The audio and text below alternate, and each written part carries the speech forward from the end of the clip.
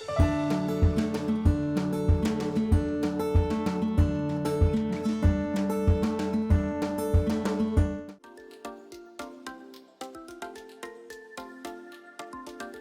देखिए, पुराना जमाने का सब तोड़ दिया, अभी अवशेष से बाकी है,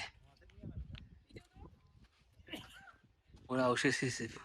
गुड मॉर्निंग फ्रेंड्स, कैसे सब आप सभी का स्वागत है मेरे चैनल घुमा कर देश में।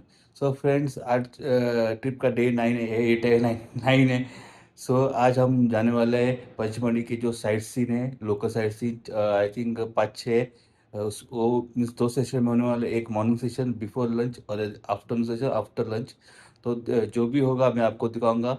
अगर चैनल पर आप न्यू हो तो सब्सक्राइब कीजिए, कमेंट कीजिए, शेयर कीजिए और मुझे फीडबैक दीजिए कि अब तक के ब्लॉग आपको कैसे लगे। अभी हम ब्रेकफास्ट करने के बाद जाएंगे साइट सीन देखने, और साइट सीन के लिए हम लोग की जो जंगल सफारी में जो जीप थी, ओपन जीप, वैसी टाइप की जीप है, तो मज़ा आने वाला है। लेट्स गो फ्रेंड्स, आ जाइए ब्रेकफास्ट करने। ये टोस्ट है, ब्रेड टोस्ट किया है, पोहा है, सैंडविच, बटाटा वड़ा और फ्रूट। चलो मेरे साथ भी वर्चुअली ब्रेकफास्ट कीजिए। आप सभी को मेरी तरफ से happy Gudi Padwa, happy new year और चैत्र नवरात्र की हार्दिक शुभकामनाएं। हमारे फर्स्ट साइट सीन पांडव गुफा, पांडवा गुफा केव्स बोलते हैं। देखते हैं अंदर क्या है। गाइडेड टूर है तो गाइड पूरा एक्सप्लेन करेगा। तो पचमढ़ी और एमपी का हिल स्टेशन मात्र पचमढ़ी में आपका वेलकम है, स्वागत। पचमढ़ी में अभी आप सी लेवल से 3500 फीट की ऊंचाई पर हैं। डिस्ट्रिक्ट नर्मदापुरम, तहसील पिपरिया और लोकल पॉपुलेशन पचमढ़ी का देखा जाए तो 15,000। पूरा कैंट का एरिया है। आपके यहाँ नगर पालिका ग्राम पंचायत होती वो नहीं है, आर्मी का एरिया है। और पॉइंट जितने वो फॉरेस्ट के अंडर में है, सतपुड़ा टाइगर रिजर्व के अंदर। 2022 की जो काउंटिंग है वो 63 टाइगर की। पूरे एमपी में 785 टाइगर हैं और पूरे इंडिया में 3,682 टाइगर हैं। तो एमपी टाइगर स्टेट भी है और लेपर्ड स्टेट भी है, क्योंकि लगभग 4,500 से ऊपर काउंटिंग लेपर्ड की इस एरिया में है। पचमढ़ी को डिस्कवर किया 1862 में कैप्टन जेम्स फॉर्सिथ ने। जो अंग्रेज सबसे पहले पचमढ़ी आया, जिसको पचमढ़ी का श्रेय जाता है में लाने का, पचमढ़ी को डिस्कवर करने का, कैप्टन जेम्स फॉर्सिथ 1862 में। इससे पहले पचमढ़ी को कोई नहीं जानता था, इसका कहीं नामो निशान नहीं। लेकिन कैप्टन जेम्स फॉर्सिथ का पचमढ़ी आना महज एक इत्तेफाक है, कोई पचमढ़ी को डिस्कवर करना नहीं। यहाँ पर वो आया था जासूसी के। 1857 में जब हुआ था तो तात्या टोपे, मोहम्मद आदिल खान साहब, अप्पा साहब, नागपुर नरेश अप्पा साहब घोंसले इस जंगल के अंदर छुपे हुए। यहाँ कोई राजा महाराजा का किला नहीं मिलेगा, कोई राजा महाराजा की आपको कहानी नहीं मिलेगी। पूरा पचमढ़ी नेचुरल है। तो यहाँ के जो आदिवासियों के राजा हुए थे, राजा भभूत सिंह, उन्होंने कहीं कोई किला नहीं बनाया। जो ओरिजिनल गुफाएं हैं उसके अंदर भी रहे। उन्होंने विद्रोह किया, उन्होंने तीनों को छुपा के इस एरिया के अंदर, सतपुड़ा रेंज के अंदर या पचमढ़ी की रेंज के अंदर, महादेव की पहाड़ियों के अंदर छुपा के रखा था। उनको बंगाल से कैप्टन जेम्स फॉर्सिथ को पचमढ़ी भेजा गया, मात्र 6 लोगों के साथ, 6 आर्मी के जवान। इस एरिया में उनको ढूंढने के लिए मैं 1870 में आर्मी करी, तब से यहाँ पर आर्मी है। लेकिन इतनी सरकारें आई गई और सब कुछ होने के बाद भी आज भी पचमढ़ी के अंदर 1924 का एक्ट लागू है। और ऐसी बहुत सी बिल्डिंग हैं जो अभी भी अंग्रेजों के नाम हैं, इंडियन गवर्नमेंट को ट्रांसफर नहीं हुई। इसलिए काफी बिल्डिंगें जैसी हैं वैसे ही हैं, उनको तोड़ा नहीं जा सकता जब तक वो ट्रांसफर ना हो जाए। तो 1924 का एक्ट जो चलता है उसके हिसाब से कहीं पक्की बिल्डिंग्स, कहीं पत्थर, कहीं आप कुछ तोड़ के बना नहीं सकते। और मेन हेडक्वार्टर यहाँ का जो है वो लखनऊ है, जहाँ से परमिशन मिलती है। उसके बिना परमिशन मिला बिना आप काम नहीं। तो ये यहाँ पर 2 से 3 संस्थाएं हैं बहुत बड़ी बड़ी। एक आर्मी, दूसरा पुलिस ट्रेनिंग सेंटर स्कूल, तीसरा जो है वो टीचर ट्रेनिंग सेंटर स्कूल है, PWD है। ये 4-5 संस्थाएं बहुत बड़ी हैं जिनमें सर्विस वाले लोग रहते हैं, नौकरी पेशा है। तो अगर पचमढ़ी का लोकल पॉपुलेशन देखा जाए तो 10,000, 5,000 उनको मिला है, तो उसका 15,000। कैप्टन जेम्स फॉर्सिथ यहाँ आया, जंगल देखा, बहुत अच्छा लगा। आपने बाइसन का नाम सुना होगा। ऐसा उसको ऐसा दे बताऊं मैं आपको कि बाहुबली मूवी देखी होगी, उसमें आपने भल्लाल देव को देखा हुआ, एक कैरेक्टर था भल्लाल देव जो एक वुल्फ से लड़ता हुआ दिखाया गया, वही है बाइसन। हाँ, एक्चुअली बाइसन का वेट जो अपने यहाँ अमेरिका में बाइसन नहीं मिलता, मिलता इंडियन गौर है, लेकिन बाइसन और इंडियन गौर जो है एक साथ रहते हैं। बाइसन के पैर भी चारों पैर वाइट होते हैं, इंडियन गौर के पैर भी चारों वाइट होते हैं। कैप्टन जेम्स फॉर्सिथ ने इंडियन गौर को देखते हुए समझा कि बाइसन है, इसलिए उस बिल्डिंग का नाम रखा था बाइसन लॉज। यहाँ पर जो ट्राइबल्स लोग रहते थे इसलिए बोल रहा हूँ क्योंकि यहाँ से जितने विलेज हैं सब खाली करवा लिए गए हैं। रीजन ये है कि पूरा एरिया टाइगर रिजर्व है। 1981 में ओनली फॉर डिस्ट्रिक्ट होशंगाबाद, इसका पुराना नाम बता रहा हूँ, वैसे नया नाम हो चुका है नर्मदापुरम। 8 फरवरी 2022 से इस डिस्ट्रिक्ट का नाम चेंज होकर नर्मदापुरम किया गया। तो इस होशंगाबाद को 1981 में नेशनल पार्क बनाया गया था, जिसका उद्घाटन किया था डॉक्टर सलीम अली साहब। इंडिया के बहुत बढ़िया बर्ड वॉचर हैं, बर्ड्स के ऊपर बुक लिखी है उन्होंने। 1999 में इस एरिया को बनाया गया बायोस्फीयर रिजर्व एरिया। और बायोस्फीयर का मतलब होता है कि जहां तरह तरह की बर्ड्स, बटरफ्लाई, मैमल्स, ट्री सबसे ज्यादा मिलेंगे, वो बायोस्फीयर।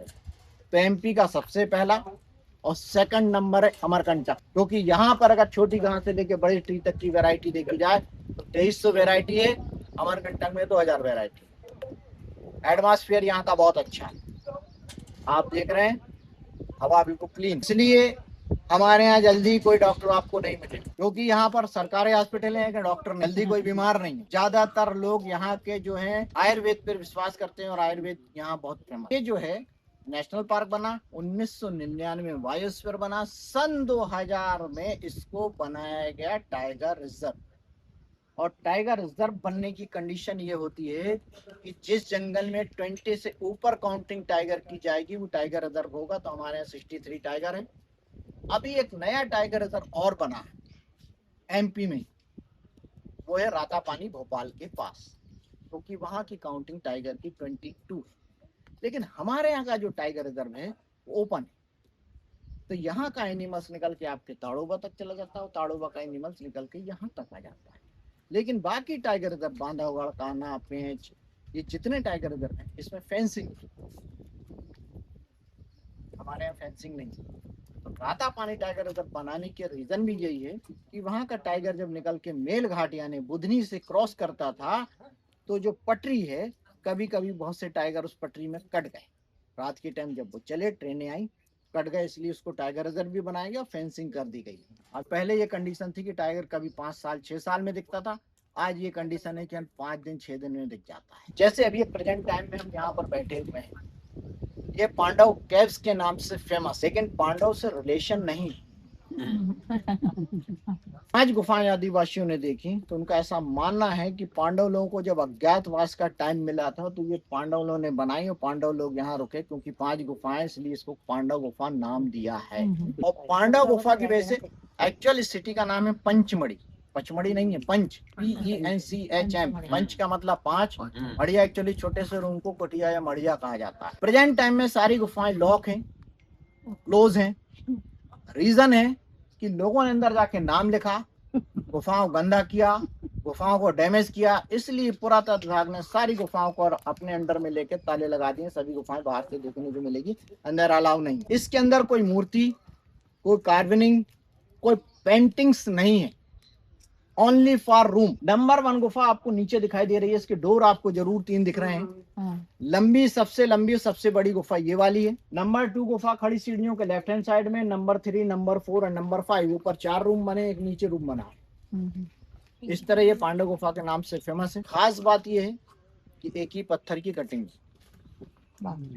इसमें ज्वाइंट आपको देखने को नहीं मिलेगा।